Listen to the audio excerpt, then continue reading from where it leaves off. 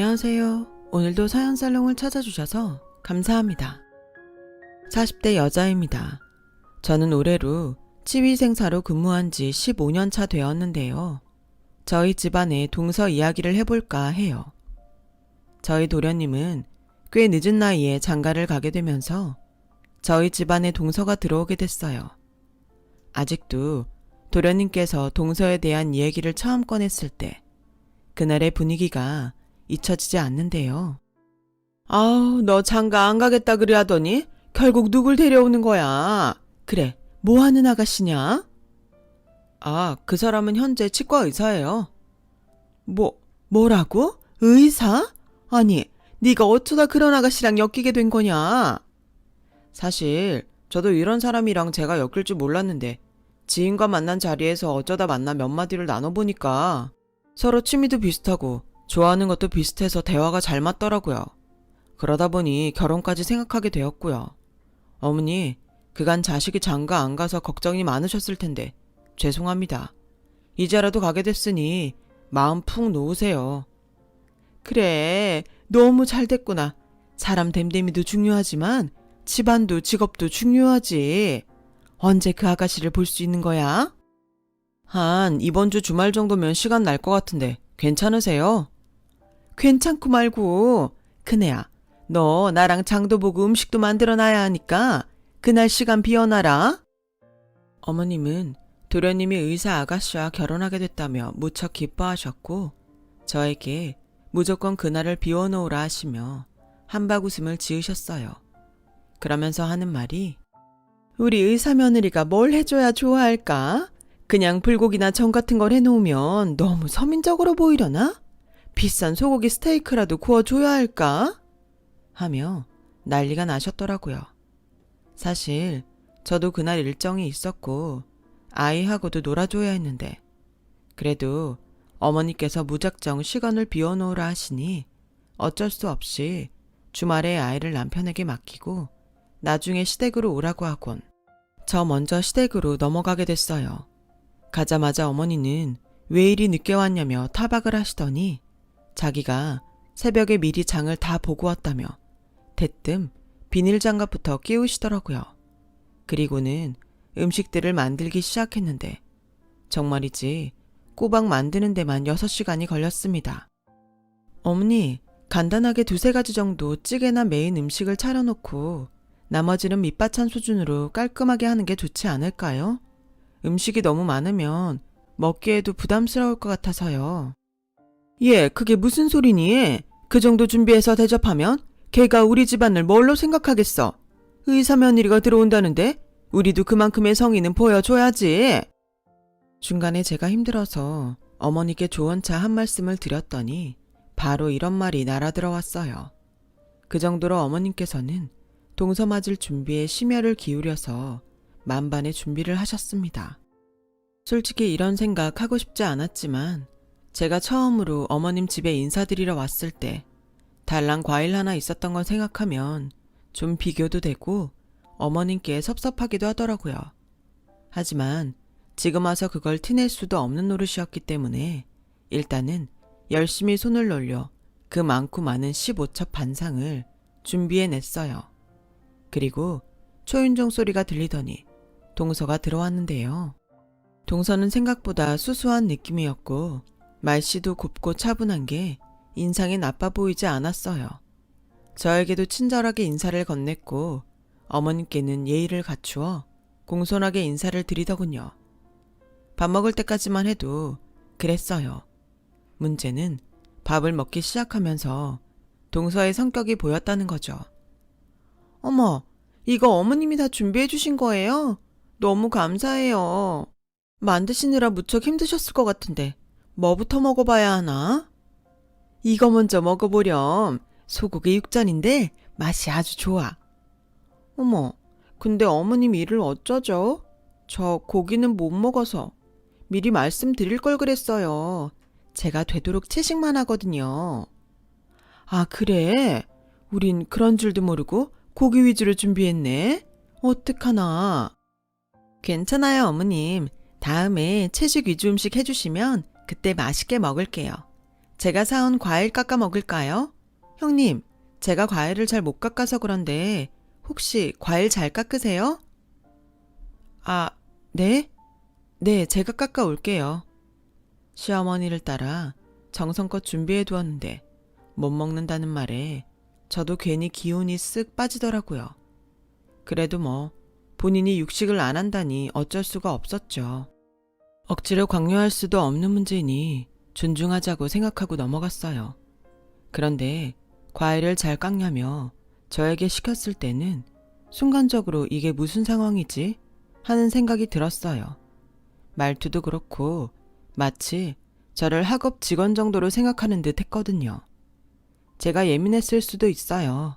하지만 그 뒤로도 동서의 말투에선 계속 그런 뉘앙스가 풍겨왔어요.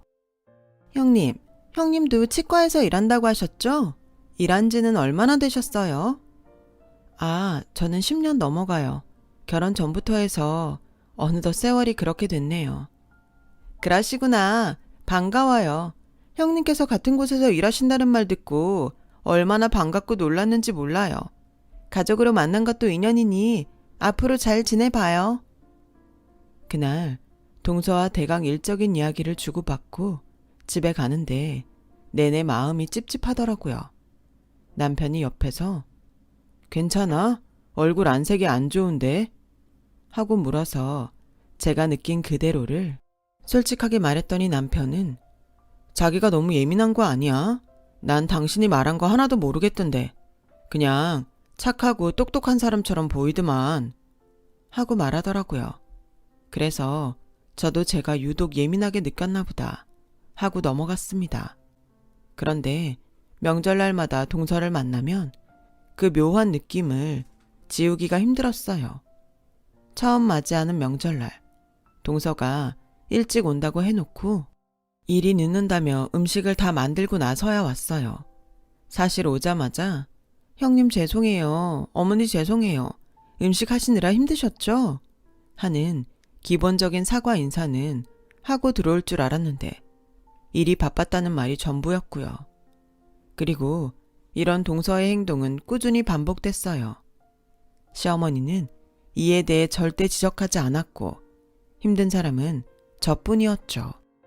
시어머니는 저에게 이거 해라 저거 만들어내라 시켜대었고 도와주는 사람도 남편밖에 없었을 뿐더러 무조건 입맛도 동서에게 맞춰야 한다면서 고기가 아닌 비건 위주의 요리들로만 만들어야 했기에 레시피까지 일일이 찾아보며 요리해야 했거든요. 사실 일 바쁘지 않은 사람이 어디 있나요? 다들 바쁘지만 시간 내어서 조금이라도 일찍 오는 거잖아요. 물론 저도 병원에 근무하는 사람으로서 의사 일이 빡빡한 건 알고 있었지만 아무리 그래도 몇 시간 내내 음식한 사람에게 사과 한마디 없는 동서의 행동은 마음에 걸렸어요. 어머니는 아무 감정도 못 느끼시는지 역시 그런 동서를 감싸기에만 급급했고요. 그날도 그랬어요. 어머니, 제가 일이 바빠 늦었네요. 좋은 냄새 나는데요? 얼른 와라 아가. 배고프지? 오늘 음식은 네가 좋아하는 야채 중심으로 했어. 고기는 하나도 없다. 어머 정말요? 어머님 역시 짱이에요. 우리 아가 먹고 싶다는데 당연히 해줘야지. 얼른 옷 벗고 앉아라.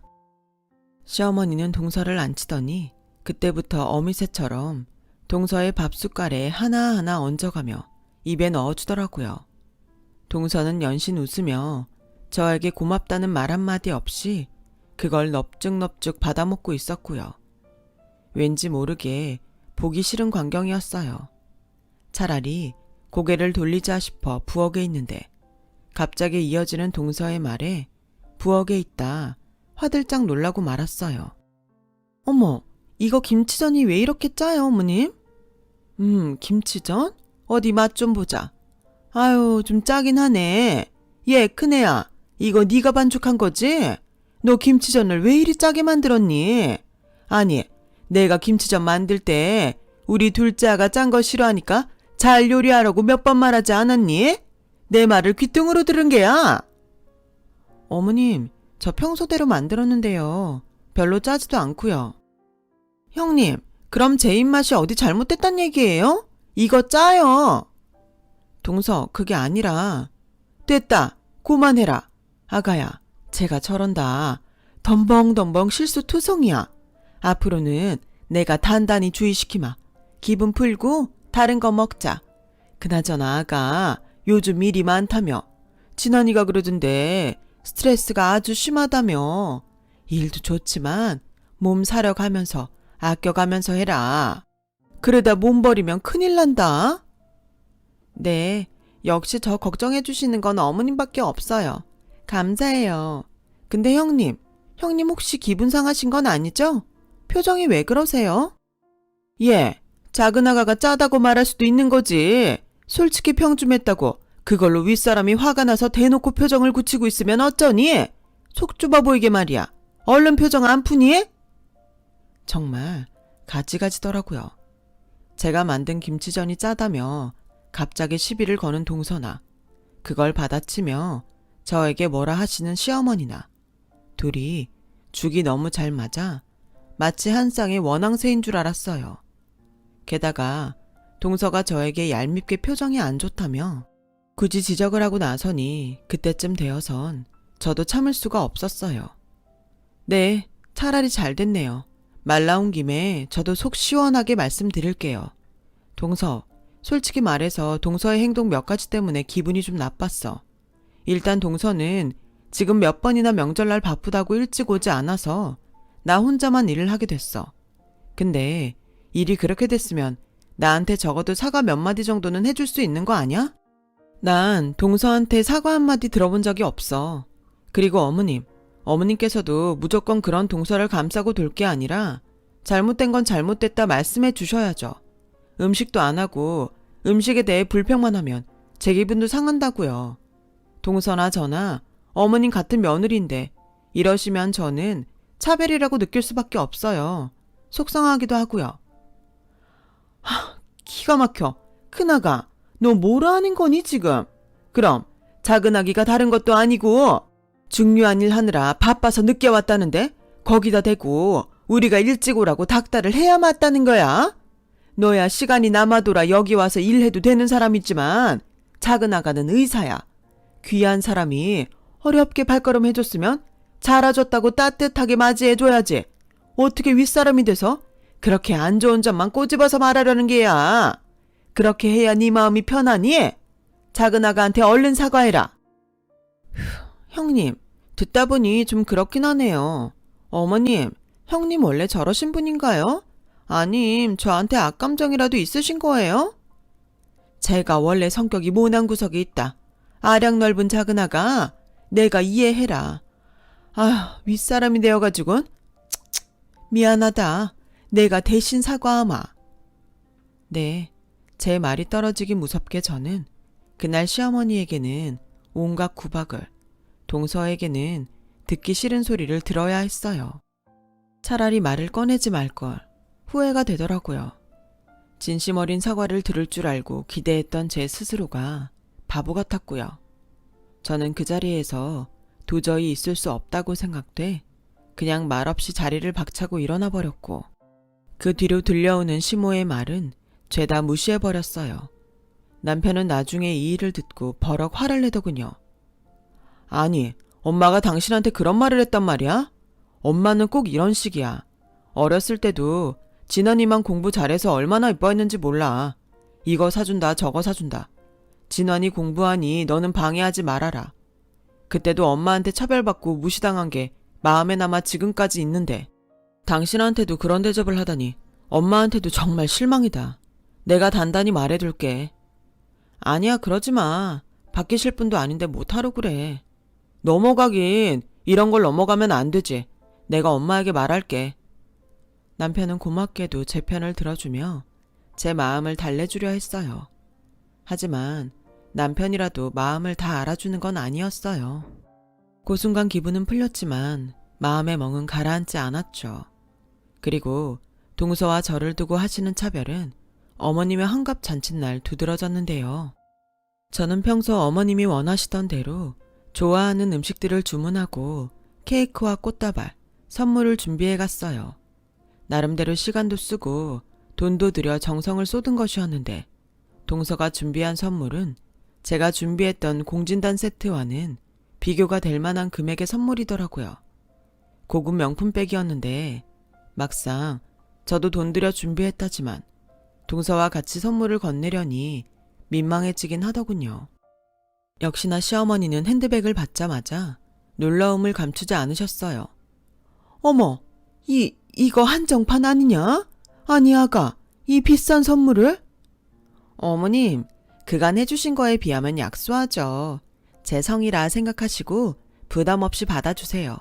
그리고 어머님, 다음번엔 저랑 백화점도 한 바퀴 돌아요. 어머님 요즘 겨울옷 없다 하셨잖아요. 저랑 같이 백화점 돌면서 예쁜 옷도 사고 맛있는 것도 사 먹어요. 아우, 이렇게 이쁠 수가? 너는 말도 어쩜 이리 예쁘게 하는 거냐? 이러니 사랑받지. 사람이 사랑받는 데엔 다 이유가 있다니까. 내가 마침 딱 옷도 가방도 떨어진 차였는데 아가, 네가 선물해준 걸 들고 다니면 되겠구나. 세상아, 며느리가 이렇게 좋은 거구나. 지금껏 내가 이 기쁨을 모르고 살다. 이제야 알게 됐다. 이제야 알게 됐어. 내가 전생에 무슨 일을 했길래 이런 복덩이가 집에 들어온 건지. 어머, 어머님, 말만이라도 감사해요. 시어머니가 대놓고 제 앞에서 이제야 며느리 얻은 기쁨을 알게 되었다며 웃으시는데 저도 남편도 얼굴이 굳어졌습니다. 남편은 지난번 일이 생각난 듯 시어머니를 원망스레 노려보았지만 시어머니는 남편 쪽 신경도 쓰지 않고 계속해서 동서와 언제 백화점을 돌까 하며 대화를 이어나가셨어요. 근데 여기까지였다면 참을만 했을 겁니다. 식사가 끝날 무렵 동서가 제가 들고 온 선물을 보면서 조롱을 하는 거예요. 형님, 근데 선물이 좀 약소하지 않나요? 아무리 그래도 어머님 환갑인데 공진단 세트는 차라리 안마의자 같은 걸 해오시지 그러셨어요. 보니까 어머님 집에 건강식품도 많던데. 어머님, 형님은 어머니에게 별로 관심이 없나 봐요. 제가 뭘 알겠니? 쟤는 원래 시애미한테 관심도 없고 이런데 정성 들일 줄도 모른다. 아가, 너처럼 센스 있지도 않아. 나는 지금껏 그러려니 살았다. 그래도 네가 들어와 일이 나를 기쁘게 해주니 내가 더 바랄 게 없구나. 그때 제가 뭐라 하기도 전 이 상황을 보다 못한 남편이 나섰습니다. 이렇게 두어선 안 되겠다고 생각했는지 남편의 얼굴은 이미 많이 상기되어 있었어요. 잠시만요. 둘 다 뭐 하시는 겁니까? 저희도 정성 들여 준비한 선물이에요. 이걸 대놓고 말씀하시면 우리가 준비한 선물은 뭐가 되나요? 어머니, 그 말씀도 심하세요. 이 사람이 지금까지 명절날 안 온 적이 있었나요? 어머니 심부름 시키시는 걸 안 들어드린 적이 있나요? 다 해드렸잖아요. 이 사람 제가 볼 땐 시댁에 잘하기만 했습니다. 그런 게 다 무시되는 게 도저히 이해가 되질 않네요. 아들이란 놈이 엄마 앞에서 지여자 편들기는 그건 기본 중에 기본이다. 며느리가 시애미 하는 말에 따라드리는 건 당연한 도리지. 그걸 뭘 잘한 거라고 생색내고 유세를 떨어. 얘, 너 네가 내 아들한테 이렇게 말하라 시켰니? 그러지 않고선 얘가 왜 나한테 이런다냐? 어머니! 결국 시어머니와 남편의 갈등은 그날 크게 심화되었고 저는 남편 등 떠밀어 자기 엄마와 싸우게 한 못된 며느리라는 칭호까지 얻게 되었네요. 동서는 어땠냐고요? 옆에서 비웃으며 이 상황을 바라보고 있었어요. 그 뒤 저도 남편도 시댁엔 가고 싶지가 않아졌고 가던 횟수도 평소보다 훨씬 뜸해졌습니다. 어머님 말씀대로 도리만 하면 되는 거니 명절에만 얼굴을 비추기로 했어요. 시어머니는 당연히 이에 뭐라 말을 덧붙이셨지만 신경 쓰지 않기로 했네요. 그러던 어느 날 동서가 병원을 옮긴다는 소식을 들었어요. 시어머니가 아침 대바람부터 저에게 전화가 와 소식을 전한 건데요. 그러면서 제게 황당한 부탁까지 하시더라고요. 네 동서가 강남 한복판에 병원을 차린다는데 돈 좀 보태줘라. 네? 돈이요? 그래, 나도 보태는데 네가 윗사람으로서 모범을 좀 보여줘야 하지 않겠냐? 우린 다 한 가족이잖아. 이런 일에 돕고 나서야지. 시어머니는 다짜고짜 저에게 돈을 요구하셨어요. 제가 도대체 왜 이쁘지도 않은 동서 개업에 돈을 보태야 하는지, 제가 형편이 안 되어 그럴 수 없다 하자 시어머니는 갖은 막말을 하시더라고요. 가족이면 이런 일에 나설 줄도 알아야지. 너는 참 이기적이다, 이기적이야. 나한테 신경 안 쓰는 건 그렇다 쳐도 하나뿐인 동서에게 그리 대하고 싶으냐?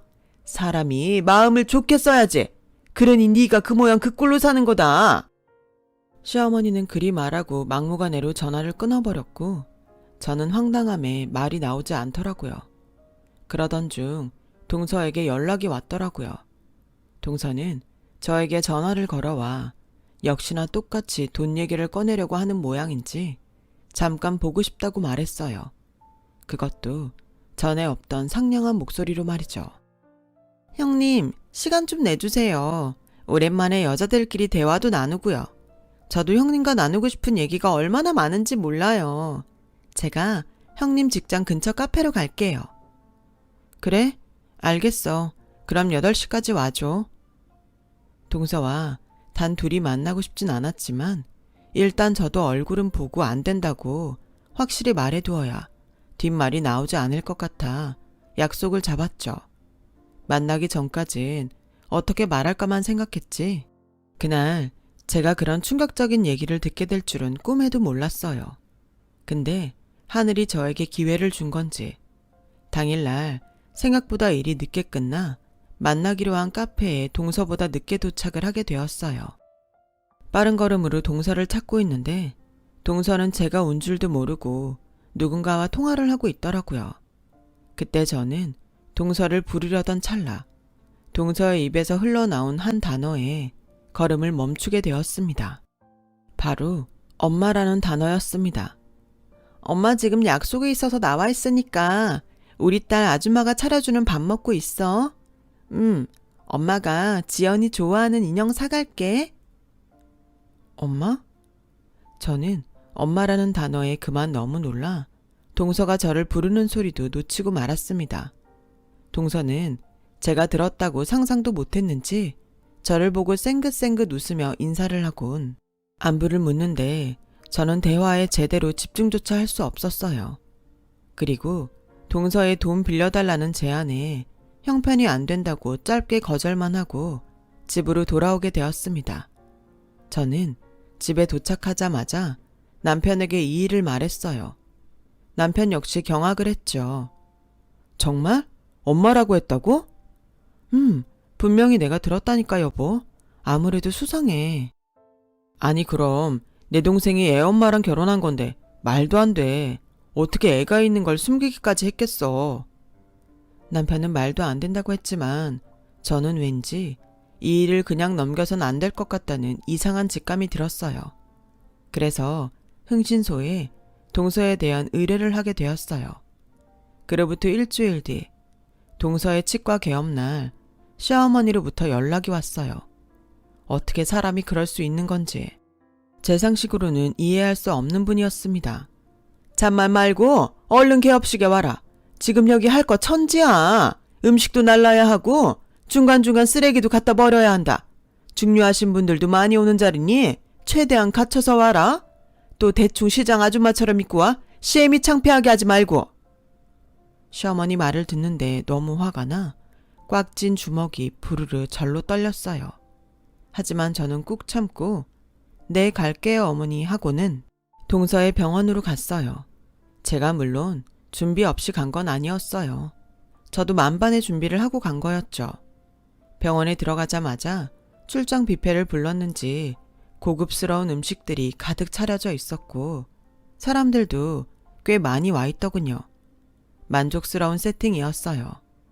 저는 동서에게 곧바로 다가가 인사를 건네었고 동서는 제가 예상한 반응을 보였네요.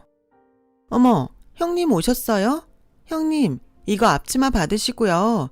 저기 화분부터 좀 옮겨주실래요? 화분? 네, 큰 화분이라 사람이 2명 필요했거든요. 형님이 힘쓰는 일 잘하잖아요. 형님이 오셔서 제가 이제 한결 마음이 놓이네요. 그럼 수고해주세요. 그때 저는 동서를 잠깐 붙잡았어요. 그리고 동서에게 사진 한 장을 건네었어요. 이게 어떻게 형님 손에? 내가 묻고 싶네. 동서는 도대체 뭐라고 다니는 사람이야? 어머님은 이걸 아시나? 동서는 저에게 받은 사진 한 장을 부들부들 떨며 바라보았어요. 동서 얼굴이 좋지 않자 시어머니도 어느새 옆에 와 사진을 함께 보시게 되었고 제 말을 들은 시어머니의 얼굴 또한 새파랗게 질려버렸죠. 어떻게 자기 딸이 있는 걸 숨길 수가 있어? 조사해보니 다른 남자 사이에서 낳은 7살 난 애도 있고 심지어 그 남자랑도 아직 만나던데 스킨십도 하고 같이 모텔 들어가는 사이면 상간남이라고 해야겠지? 무슨 말이에요 그게 형님? 어디서 이런 말도 안 되는 사실을 가져와서 저를 음해하려 들고? 아가, 내가 지금 잘못 본 거지? 이거 너 아니지? 조작이에요 어머님. 이거 저 아니에요. 아니 근데 왜 네가 여자아이랑 다정하게 손을 잡고? 모두 사실 맞고 제가 흥신소에 의뢰해서 확인한 것들이에요. 원하시면 녹취 파일까지 들어보세요. 동서와 동서 딸이 나누는 대화까지 녹음되어 있으니까요. 저는 시어머니의 반응을 지켜보며 천천히 녹음 파일을 들려주었고 그 안의 음성을 듣자마자 시어머니는 그만 몸을 가누지 못하고 우당탕 소리를 내며 쓰러졌어요. 시어머니가 쓰러지는 소리에 사람들이 이쪽으로 몰려들더라고요.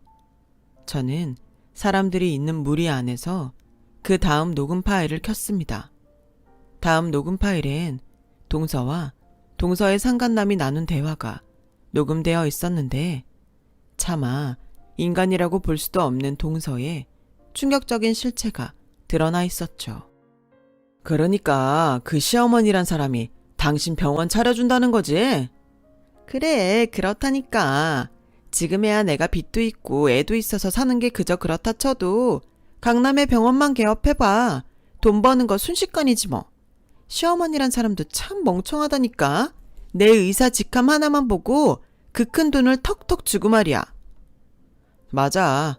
당신한텐 돈줄이야 돈줄. 그 줄 절대 놓지 말고 꼭 붙잡고 있어야 한다. 알겠지? 그래야 나도 살고 우리 딸도 살아.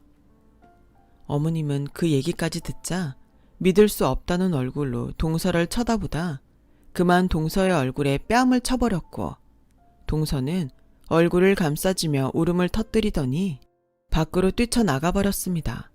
그리고 저는 더 이상 이 난장판에 끼기 싫어 사진들을 그대로 서류 봉투 안에 넣고 뒤돌아섰어요. 동서는 사기죄로 고소를 당했고 또 이혼 소송까지 걸려버렸죠. 어머니와 동서, 한때 죽고 못 살던 두 사람이 이렇게 갈라진 모습을 보니 묵은 한이 사라진 듯 너무 상쾌했어요. 또 사람의 밑바닥을 다 본 기분이라 한편으론 씁쓸하기도 했고요. 지금도 가끔씩 동서를 생각하면 믿기 힘들 때가 많아요. 저도 이런데 서방님은 더 아시겠죠. 서방님은 아직도 충격에서 헤어나오지 못하시고 현재 우울증 치료를 받고 계세요. 그래도 어찌됐든 이 일로 시어머니도 정신을 차리시고 저 역시 더 이상 두 사람에게 노란하지 않아도 되니 속은 시원해요. 부디 여러분들께엔 이런 사람 마주칠 일 평생에 한 번이라도 없었으면 합니다. 가족이 되실 일은 더더욱 없었으면 해요. 하루하루가 평안하고 행복하시길 바랍니다. 지금까지 긴 이야기 들어주셔서 감사합니다. 여러분, 사연 댓글에 응원과 현명한 조언 부탁드려요.